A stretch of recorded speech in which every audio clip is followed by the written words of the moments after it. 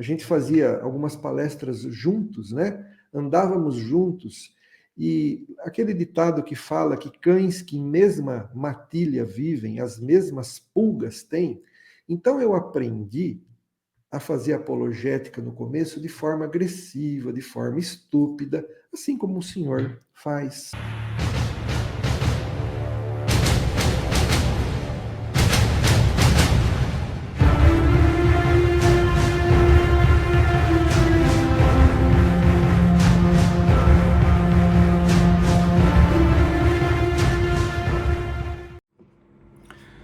Então, como eu dizia, senhores e senhoras, o fato é que uma pessoa que quer viver de youtuber ou de outra plataforma, eu preciso ganhar dinheiro disso, eu preciso produzir vídeos, eu não posso falar sobre esse assunto, porque senão eu sou punido pela plataforma. Eu não posso falar certas coisas porque senão pessoas vão se ofender. Eu não posso comentar sobre esse assunto porque senão eu vou perder inscritos. A partir do momento que a pessoa ela fica com esse tipo de pensamento, ela deve desistir, abandonar completamente a apologética. A apologética não é para covardes. A apologética não é para pessoas Nutelas.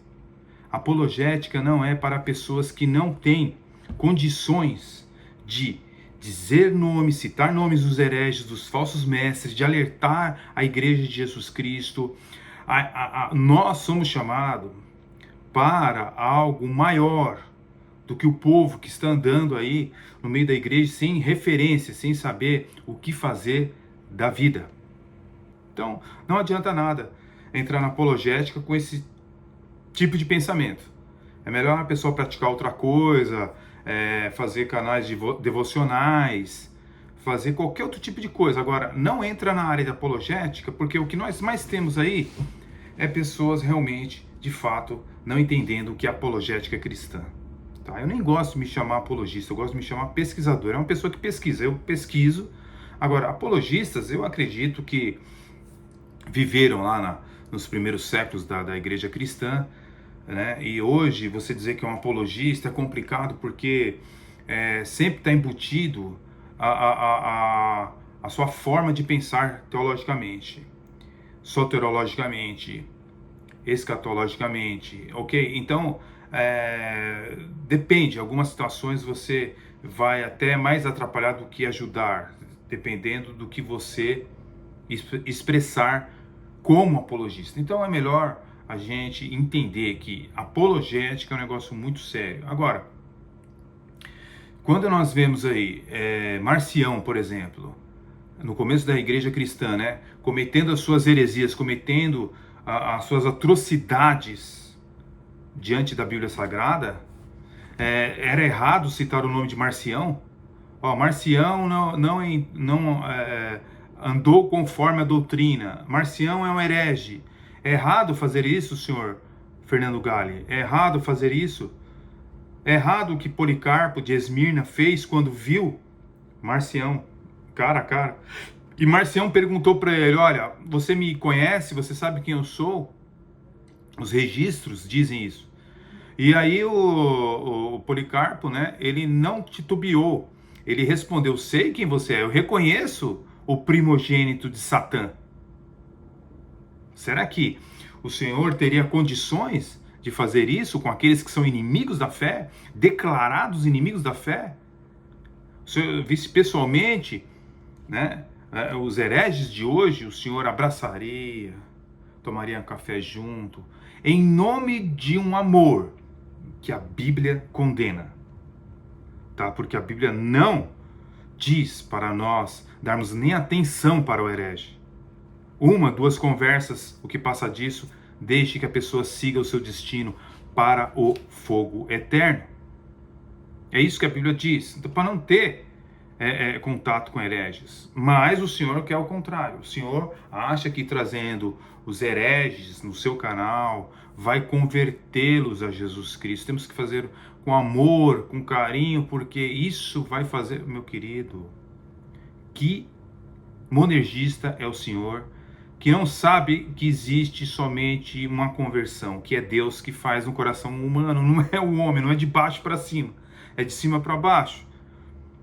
Que calvinismo que o senhor adota? Agora, o senhor diz que eu não luto contra o arminianismo, eu não faço aquela apologética podre, repulsiva, que faz lá, que fez o senhor Nathanael Rinaldi, e que faz o senhor Flávio Martinez, né? Eles são uma apologética agressiva. Meu querido, deixa eu só te falar uma coisa. Eu não estou aqui saindo em defesa do senhor Flávio Martinez, certo? Mas a apologética que o senhor quer praticar é totalmente antibíblica. Porque se o senhor estudasse os livros, é que o senhor não estuda, né? Se o senhor estudasse os livros da Editora Reflexão, da CPAD, os livros da Carisma, os livros que são livros anticalvinistas, o senhor mudaria totalmente o seu modo de pensar. Porque quando nós recorremos às literaturas para saber o que é o arminianismo, é algo terrível.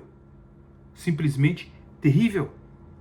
Você pega, por exemplo, a página 25 do livro do saudoso Severino Pedro da Silva, pastor das Assembleias de Deus.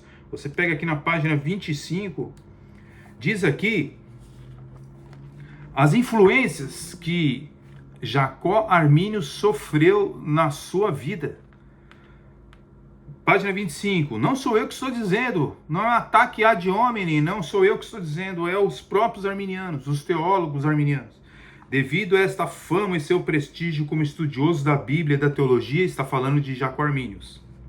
Os dirigentes da igreja de Amsterdã lhe pediram que refutasse as opiniões do teólogo Dirk Korneck, que eu já falei por várias vezes aqui nesse canal. Quem foi Dirk Korneck? Dirk Korneck, que havia atacado algumas das doutrinas calvinistas, particularmente no que se referia à predestinação.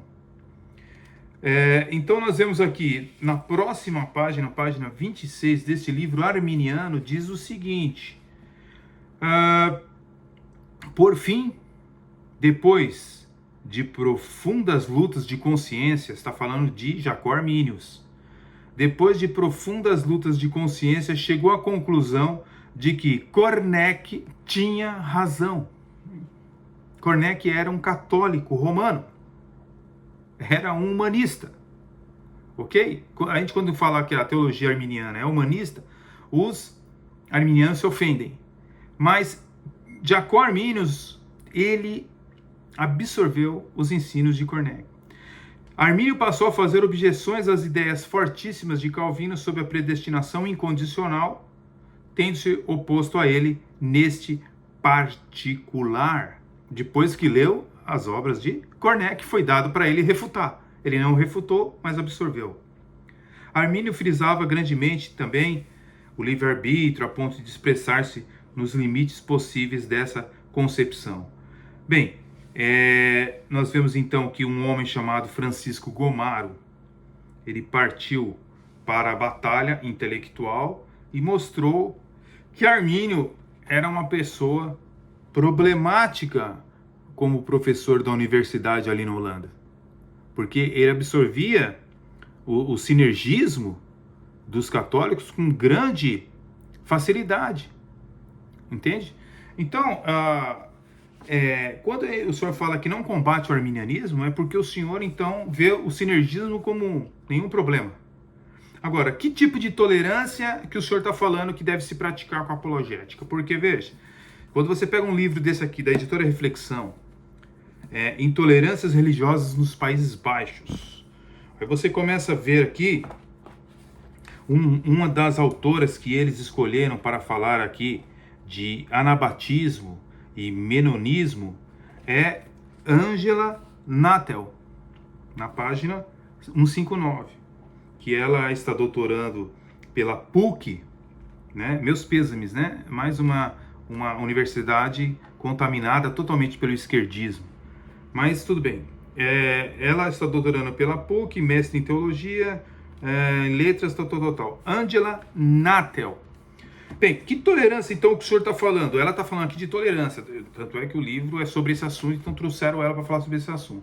A tolerância que o senhor está falando é essa tolerância do qual ela está propagando no seu canal, onde os os homossexuais, lésbicas terão desconto por comprar os seus cursos, comprar as suas obras, né? Porque na cabeça dela, talvez, né? Ou ela esteja querendo atrair as pessoas dessa vertente, ou realmente a mente dela é muito tolerante. Olá, sejam bem-vindos ao meu canal. Meu nome é Ângela Natel e eu quero compartilhar uma leitura da semana especial com vocês. Um trecho deste livro aqui, A Potência ou o Desejo Feminista de Transformar Tudo, da Verônica Gago. E eu quero ler um trecho que se intitula Saber como Ritmo Coletivo. Em comemoração, né, o início de outubro, mês das bruxas, então vamos lá.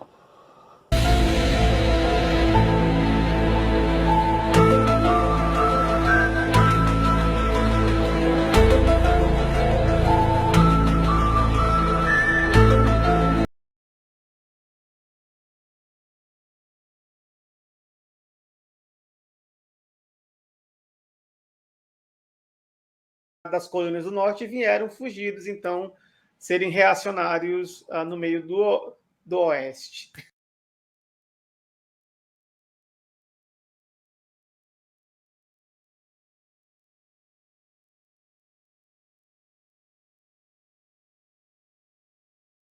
Mas que tolerância que o senhor está falando? Eu não estou entendendo que tolerância é essa daí. Que amor é esse que o senhor está falando? O senhor pega, por exemplo, a página 331 desta obra, certo? Nós estamos aqui um capítulo sobre Dirk Cornette e a sua luta contra a aplicação da pena de morte em defesa da liberdade religiosa e de consciência e de pensamento. Olha só, exaltando esse livro da editora Reflexão, exaltando os hereges, exaltando aquelas pessoas que não conheciam a doutrina bíblica de Deus, de Paulo, tá? Mas lutavam contra. E o livro, tá? Ele exalta justamente as pessoas que eram contra a teologia reformada, que eram pessoas problemáticas, como Sebastian Castellion, certo? Petro Ramos, e por aí vai indo, né, pessoal? Luiz de Molina, certo? É isso, é essa tolerância que o senhor está se referindo? Porque quando nós pegamos esta obra aqui na página 26, diz aqui que Sebastian Castello exerceu influência sobre Armínio, e Armínio conheceu Castello por meio de Cornette.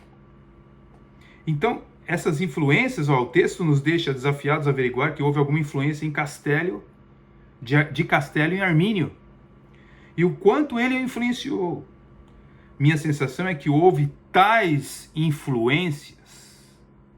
Quer dizer, além do que nós temos aqui também Armínio com as ideias, por fim somos notificados sobre a possível proximidade e influência de Armínio para com as ideias do jesuíta espanhol Luiz de Molina, a respeito de quem temos escassas informações em português. E o livro, senhores e senhoras, da editora Reflexão, certo? Ele tem aqui pessoas comentando do meio arminiano a favor do livro da obra, que é uma grande obra, e etc e tal, e temos aqui pessoas exaltando a obra. É dessa tolerância que o senhor está falando? É desse amor que o senhor está falando?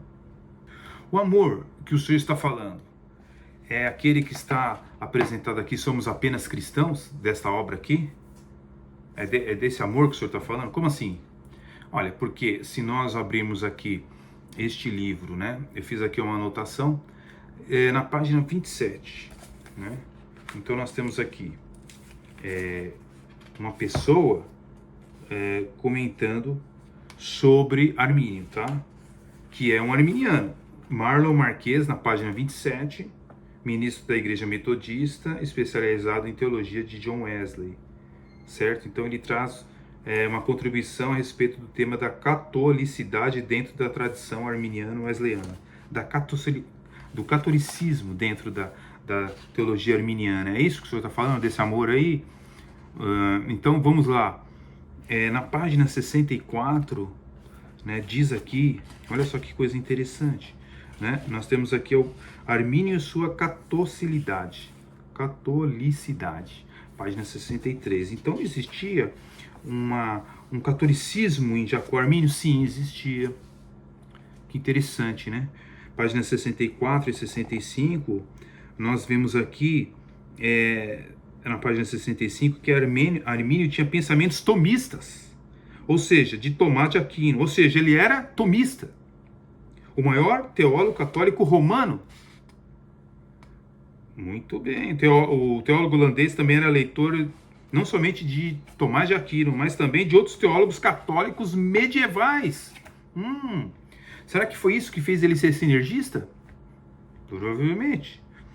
Armínio, na página 66 desta obra aqui, diz que ele lia Bernardo de Claraval, John dos Escoto, Tomás de Aquino e por aí vai indo. Será que é por isso que ele se tornou sinergista?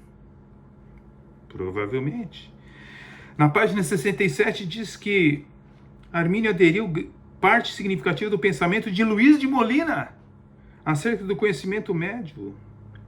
Interessante, muito interessante. Quem é que faz a contracapa apoiando tudo isso? Carlos Augusto Vailate? Pedro Dulce? Então quer dizer que vocês sabem de tudo isso, mas não tem problema para vocês, na cabeça de vocês, teólogos arminianos, de que o sinergismo de Armínio foi influenciado por muitas pessoas católicas. Korneck, né? Tomás de Aquino e por aí vai indo. Até Melanchthon, tem aqui no livro falando sobre Melanchthon, a influência. Todos sinergistas. Não, mas Melanchthon era discípulo de Lutero, era protestante, era reforma. Não, ele abandonou. Ele é um patinho feio da reforma. Agora, o que acontece? Então, tudo isso não tem problema para o senhor, não é, senhor Gale? Não tem problema. São todos irmãos em Cristo, estamos todos juntos, sinergismo romano não tem importância. Na verdade, no final, está tudo certo, está tudo resolvido. Agora, Jacó Arminius, ele era uma pessoa mais grave do que se possa imaginar. Eu tenho aqui a Xerox, porque não deu para trazer aqui para os Estados Unidos, eu deixei em São Paulo, mas está aqui um livro que foi lançado há pouco tempo, menos de 8 meses, Jacó Armínio, Deus, Criação e Providência.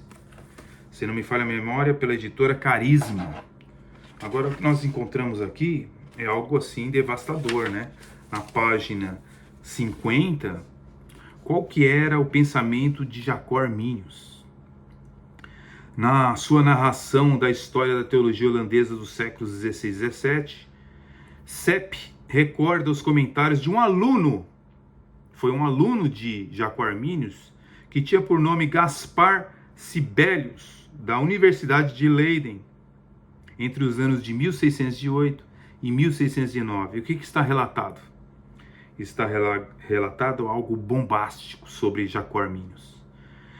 Este aluno relatou: observei que diversos alunos que estão comigo no curso privado da teologia do senhor Dr. Armínio, várias coisas que, se eu fosse um ignorante, teriam me levado a cometer erros obscuros e abomináveis, pois nessas aulas fomos terminantemente proibidos de ler os estudos e tratados de Calvino, de Bessa, de Sankey, de Marty, Ursino, de Perkins e de outros teólogos instruídos e renomados da Igreja de Cristo.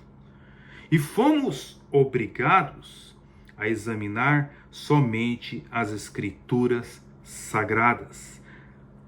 Tudo bem, se você largasse todos esses teólogos e ficasse somente com as Escrituras Sagradas, estava ótimo. Mas olha o que segue aqui. Nós fomos convidados a abandonar essas pessoas, esses tratados de Calvino, desses outros teólogos, e examinar somente as Escrituras Sagradas e igualmente as obras de... Examinar as Escrituras Sagradas e igualmente as obras de Socino, Castélio, Tomás de Aquino, Molina e outros inimigos da graça que nos foram recomendados. Isso aí tá certo, o negócio desse aqui? É dessa tolerância que o senhor está falando, senhor Galli? Senhor Martinez, existe tempo ainda para o senhor recorrer à verdade.